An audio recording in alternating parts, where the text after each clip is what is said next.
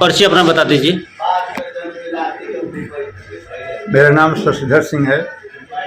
मैं सेवानिवृत्त शिक्षक हूँ। इस महार धाम पर लगभग 40 वर्ष तक रहा हूँ और यहाँ के हर महत्वपूर्ण चीज़ों को परखा है मैंने। मठ साहब, देखा जाए तो आप महार धाम में बैठे हैं। महार धाम की महत्व के बारे में क्या बता सकते हैं आप? महार धाम का महत्व जो भी कहा जाएगा थोड़ा है। यह स्थान, यह पावन भूमि, यह महार धाम त्रेता युग से बिलोंग करता है, संबंध रखता है। अर्थात राजा दशरथ जी का ये तपोभूमि है।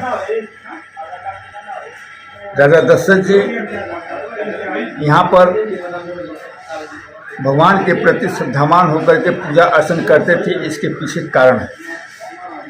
कारण यही है कि चौथा पन्न में कोई संतान नहीं था, दुखी थे। विश्वामित्र तो वशिष्ठ जी के अपना निवेदन कहे, उन्होंने कहा कि आप 13 मुखी शिवलिंग का रुद्राभिषेक कर लेंगे तो आपको पुत्र प्राप्त होगा, शोक आपका खत्म हो जाएगा। यहाँ महार धाम में 13 मुखी शिवलिंग है। ये पता करके आए और बहुत यहाँ का कायाकल्प करके अपना रुद्राभिषेक कराए। फिर अयोध्या चले गए। वहाँ श्रृंगी ऋषि के आश्रम ये साथ में सरजू नदी के तट पर उन्होंने पुत्रेष्टि यज्ञ कराया। 4 पुत्र प्राप्त हुए। 4 पुत्र प्राप्त होकर के जब लड़के बड़े हुए, राम लक्ष्मण भरत शत्रुघ्न, तो उससे प्रभावित होकर के पुनः आए वो महार धाम पर। और अयोध्या से लेकर के महार धाम तक रथ उस समय सवारी थी। वो आज भी अभिलेख में, राजस्व अभिलेख में रथोट नाम है। रथ आया और उन्होंने शिव और पार्वती की जुगल मूर्ति को एक अर्घ में एक शिव मंदिर में स्थापित कराए। यह अधिकार शिव पुराण के अनुसार केवल चक्रवर्ती सम्राट को था, यह अधिकार नहीं था, इसलिए वो बनवाए। ये बहुत बड़ा साक्ष्य है। और राजा दशरथ जी का मार्ग था, रथोट मार्ग आज भी राजस्व अभिलेख में दर्ज है। ये पहली विशेषता है। दूसरी चीज़ की एक बहुत बड़ा महल बनवाए। यहाँ रुकते थे, महीनों शिकार करते थे। ये पूरा आखिर जंगल था, तो वो उसको आज भी हम लोग बोलते हैं। वो उसका अवशेष है, वो राजा दशरथ जी की गढ़ी। और उसका 2 मकसद था। एक महल में आकर महीने भर रहते थे। आगे सामने एक लंबा सा तालाब बनवाए, कम से कम 400-500 मीटर का, और पक्का तालाब बना, उसमें स्नान करके और शंकर जी का वो रुद्राभिषेक करते थे, जलाभिषेक करते थे। और उसमें एक सेना की टुकड़ी रहती थी। चूँकि ये पूर्वी भाग था, यहाँ से बक्सर वगैरह नज़दीक था, राक्षसों का भय था, इसलिए एक सेना की टुकड़ी यहाँ रहती थी। दूसरी बात यह है कि जिस 13 मुखी शिवलिंग का रुद्राभिषेक कराए, वह 13 मुखी शिवलिंग कहीं नहीं है। ये पश्चिमामुख है। उनकी मूर्ति पश्चिम मुख की तरफ है। हमारे सभी देवी देवताओं के मुख जो है वो पूरब होता है। ये सबसे बड़ी विशेषता है, ये हिंदुस्तान में नहीं मिलेगा। चौथी बात यह है कि यहाँ पर बगल में ही ब्रह्मा जी का मंदिर है, जो कि पुष्कर को छोड़कर के कहीं हिंदुस्तान में नहीं है। और इसका शिव पुराण साक्ष्य है कि ये जहाँ शंकर भगवान और पार्वती जी रहेंगे वहीं इनका स्थान है। इसकी लंबी कहानी है शिव पुराण के अनुसार।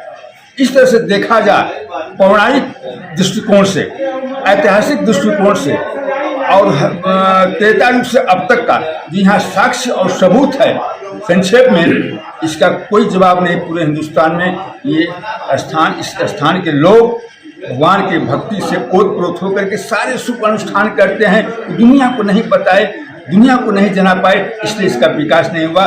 मेरा निवेदन है कि ये शासन की निगाह में जाए, कि इसका बहुत बड़ा उत्थान हो, विकास हो, कि लोग यहाँ का लोग लाभान्वित हो। मठ साहब, देखा जाए तो महार धाम एक माने में आस्था का केंद्र है, जो लौरी काशी में मौजूद है। बिल्कुल, लोगों का आस्था दिन पर दिन जुड़ रहा है महार धाम से। इसका क्या राज है? इसका राज ये है, जिस प्रकार से काशी आज विश्वनाथ जी का वहाँ पूजन पाठ लोग सारी दुनिया करती है, पर सबसे पुरानी नगरी है। ये लहुरी काशी गाजीपुर में, जो गाजीपुर के उत्तरी छोर में जो महार धाम है ना, तो यहाँ के महात्मा को देख करके, यहाँ के मतलब पूर्ण लाभ को देख करके लोगों का जन सलाह यहाँ उमड़ पड़ रहा है, श्रद्धा बढ़ती जा रही है, जगह कम पड़ जा रहा है। तो मैं तो यही चाहूँगा कि ये कम से कम पर्यटक स्थल के रूप में घोषित हो, सुंदरीकरण हो, कि सारे लोग भगवान के प्रति आस्थावान होकर के भगवान का आशीर्वाद लेते रहें। ये मेरा शासन से बार बार अपील है। यह स्थान अत्यंत ही दिव्य और अत्यंत ही पुण्यमान है।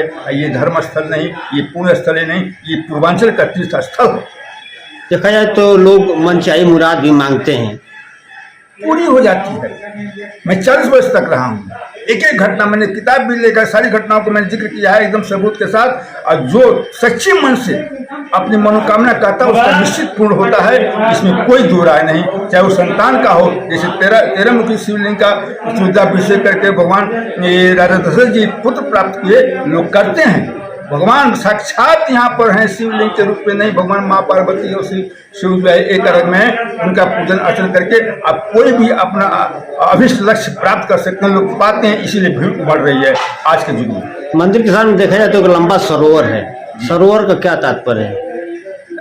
उसके सामने हाँ, सरोवर मंदिर के सामने सरोवर है, तो सरोवर के उत्तरी भाग में राजा दशरथ जी का महल था। उस महल के सामने पक्का तालाब बनवाए, कम से कम 500-600 मीटर मैंने बताया है, और उसी तालाब में स्नान करके पूजन करते थे। और इसके दक्षिण तरफ पूर्णानंद झील है, जो 365 बीघे का है, जिसमें कमल के फूल खिलते हैं, आज भी खिलते हैं। और भक्तगण उस कमल के फूल को शंकर जी पर चढ़ा करके खुश करके अभिष्ट वरदान लेते हैं, आनंद लेते हैं, अपने में मस्त रहते हैं। दुनिया जाने या ना जाने, लेकिन अब दुनिया जान रही है, लोगों का सलाह उमड़ रहा है और शासन को इस पर ध्यान देना चाहिए। देखा जाए तो महाधाम से श्रवण जी का भी नाम जुड़ा है। बहुत बहुत आपने अच्छा प्रश्न किया। इस महाधाम से ठीक दक्षिण तरफ श्रवण जी नाम का गांव, वहाँ पर श्रवण कुमार के माता पिता का बहुत ही पुराना जीर्ण अवस्था में मंदिर है। और जब राजा दशरथ जी आए थे आखेट के और यहाँ आवास के भगवान के पूजन के समय में, संजोग बस श्रवण कुमार अपने माता पिता को ले जा रहे थे बक्सर तीर्थ कराने के लिए। उस समय प्यास लगी, कहीं पानी नहीं था। श्रवण कुमार एक जगह पीपल के पेड़ पर चढ़ कर देखे तो उत्तर तरफ पक्षियां उड़ रही हैं। ये झील था, 365 बीघे का तालाब था। उन्होंने कहा कि पानी होगा। अपने माता पिता को डाल पर टांग करके, कांवड़ टांग करके आए पहले अपनी प्यास बुझाए। उस समय संयोग से राजा दशरथ जी अपने महल में थे, ठीक सामने है ना। तो उन्होंने सोचा कि इस घनघोर जंगल में डुब की आवाज क्या हो रही है, कमंडल डुबो रहे थे। कहा कि चलिए बैठे बैठे शिकार हो जाए। उन्होंने बाण मारा, वो अपने झुक करके पानी पी रहे थे। उसी समय बाण उनके कलेजे में लगा, मानो आवाज सुनकर के दौड़े दौड़े गए राजा दशरथ जी। उन्होंने देखा कि खून से लथपथ, उन्होंने बाण निकाल करके उनसे पूछा, कहा अब राजन अब मैं तो मर रहा हूँ, मेरे माता पिता पेड़ के ऊपर मैंने टांगा डाली पर पानी पिला दिया। वहाँ गए, माता पिता से पटा रहे हैं, भैया शर्मन आ गया।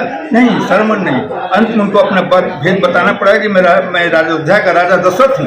कहा अरे बेटा, तुमने तो हमारे बेटे का हनन कर दिया और छटपटा करके मर करके शराब देते हुए मरे। जिस प्रकार से हम लोग अपने बच्चे के लिए छटपटा करके मर रहे हैं, दशरथ तुम्हारी भी यही गति हुई। ये सारी दुनिया इस कहानी को जानती है। ये सबसे बड़ा साक्ष्य है मंदिर और ये